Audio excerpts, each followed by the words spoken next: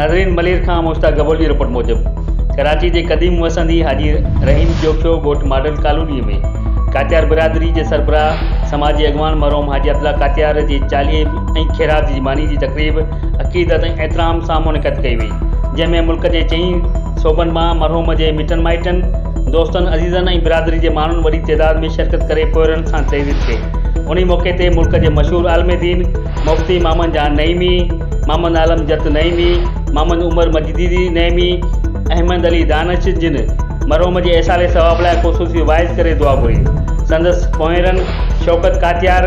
वाहिद कात्यार, मोहम्मद ईसा कात्यार, समद कात्यार ऐं ॿियनि ॿुधायो त मरहूम हाजी अब्दुल्ला कात्यार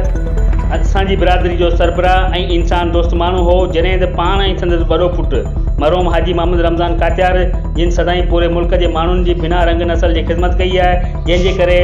4 सूबनि के माण्हुनि संदसि ताज़ीर लाइ तरीज़ अची रहिया आहिनि। हर ख़बर अवां जी पहुच ताईं ॾिसंदा रहो सरफ़ ऐं सरफ़ STV न्यूज़।